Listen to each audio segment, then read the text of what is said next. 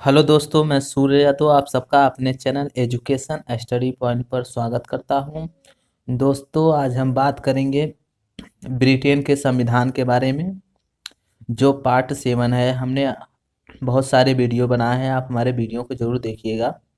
तो हम इसमें बताएंगे अभिसमयों का अर्थ एवं परिभाषा। ठीक है, तो इसमें अभिसमय जो है उसके बारे में हम देखेंगे। तो अभिसमय देखिए क्या है कि अभिसमय रीति रिवाजों, प्रथाओं, परंपराओं, रूढ़ियों, आदतों, स्वभाव, समझौतों, अभ्यासों एवं चलन का ऐसा समूह है जो शासन को सरलता एवं सुविधा पूर्वक चलाने में सहायक है।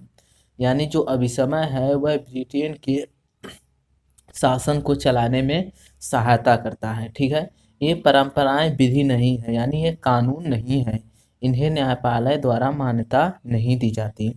ठीक है दोस्तों, तो ये जो परंपराएं हैं अभिसमय में, इसे न्यायालयों द्वारा मान्यता नहीं दिया जाता है, अर्थात इनका उल्लंघन होने पर न्यायालय कोई भी दंड नहीं देता है। ठीक है, तो यदि आप अभिसमयों का पालन नहीं करते हैं, इनका उल्लंघन कर देते हैं, तो न्यायालय या फिर कानून किसी भी प्रकार का दंड नहीं देता है।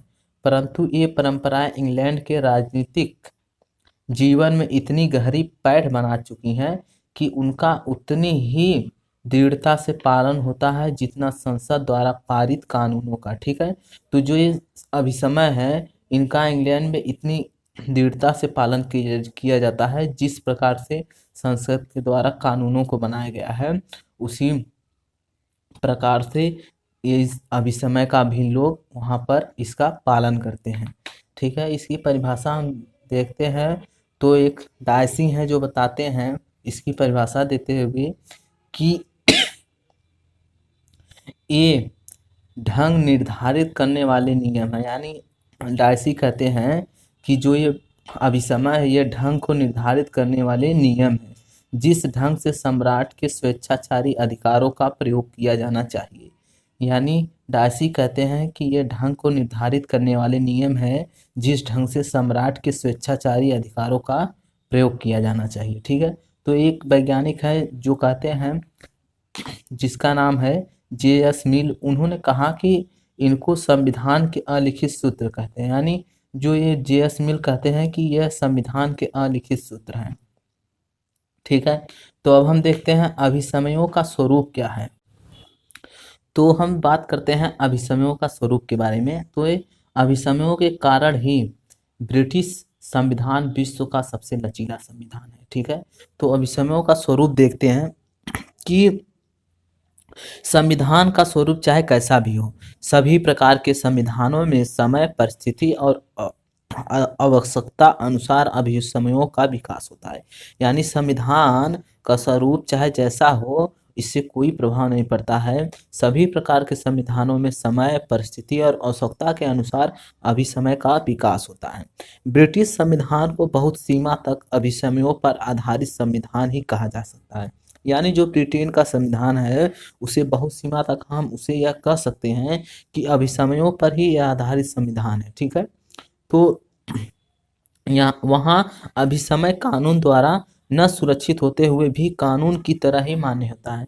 यानी जो ब्रिटेन में अभिसमय होता है उसे कानून की मान्यता नहीं प्राप्त है, लेकिन कानून की मान्यता प्राप्त नहीं होने के कारण भी इसे कानून की तरह ही मान्य माना जाता है। यानी इसको कानून की तरह ही इसका पालन किया जाता है। ठीक है, तो समाज में उनको मान्यता प्राप्त होता है या फिर होती है, जिससे लोग सामान्यतः उनका उल्लंघन करने का साहस नहीं करते। ठीक है, तो समाज में उनको मान्यता प्राप्त होती है जिससे लोग सामान्यतः उनका उल्लंघन करने का साहस नहीं करते हैं।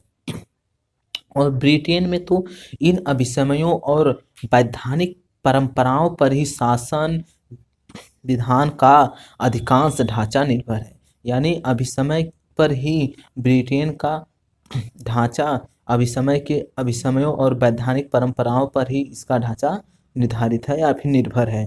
और अभिसमयों के कारण ही ब्रिटिश संविधान विश्व का सबसे लचीला संविधान है। अभिसमय के कारण ही ब्रिटिश संविधान विश्व का सबसे लचीला संविधान है। अब हम आगे देखते हैं कि अभिसमय और कानून में अंतर। ठीक है, तो हमें देखते हैं कि अभिसमय और कानून में अंतर क्या है। तो अभिसमय और कानून में अंतर देखते हैं तो संविधान की कानूनों और संविधान की परंपराओं में सुनिश्चित विभाजन रेखा खींचना कठिन है। यानी जो संविधान के कानून है, अभिसमय यानी जो ब्रिटेन का संविधान का कानून है और संविधान की परंपराएं हैं, इनमें सुनिश्चित यानी एक निश्चित विभाजन करना कठिन है, क्योंकि दोनों का समान रूप से पालन किया जाता है। बस इतना ही अंतर रह जाता है थोड़ा सा कि उसे कानून द्वारा यानी कानून का उल्लंघन करने पर सजा दी जाती है, लेकिन अभिसमय का उल्लंघन करने पर किसी प्रकार का दंड नहीं दिया जाता है। ठीक है, तो दोनों ही संविधान के अभिन्न अंग है। यानी जो ब्रिटेन में अभिसमय है और कानून है, दोनों ही संविधान के अभिन्न अंग हैं। ब्रिटिश नागरिक भी दोनों के प्रति समान निष्ठा रखते हैं। जो वहाँ के नागरिक हैं वह दोनों को एक समान रूप से मानते हैं, यानी उनके प्रति समान रूप से निष्ठा रखते हैं और दोनों का समान रूप से पालन किया जाता है। तो इनमें हम देख सकते हैं कि कानून और अभिसमय में महत्वपूर्ण भेद इस प्रकार हैं, जो हम देख सकते हैं यहाँ पर। देखिए, एक अभिसमय का हो गया और एक कानून का हो गया। तो अभिसमय के स्रोत रीति हैं, रिवाज हैं, रूढ़ियाँ हैं, प्रथाएं हैं, आदत हैं और व्यवहार हैं। ठीक है, और कानून का स्रोत क्या है? व्यवस्थापिका यानी संसद होता है। ठीक है, और दूसरा है परंपराएं अलिखित हैं। जो अभिसमय है उसमें जो परंपराएं यहाँ की हैं वह किसी भी कहीं पर लिखित नहीं है। ठीक है, और जो कानून है वह लिखित है।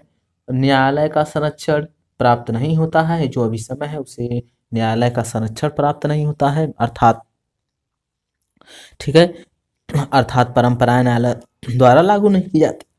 ठीक है, तो जो परंपराएं होती हैं उसे न्यायालय का संरक्षण प्राप्त नहीं होता है, यानी इसे न्यायालय द्वारा लागू नहीं किया जाता है।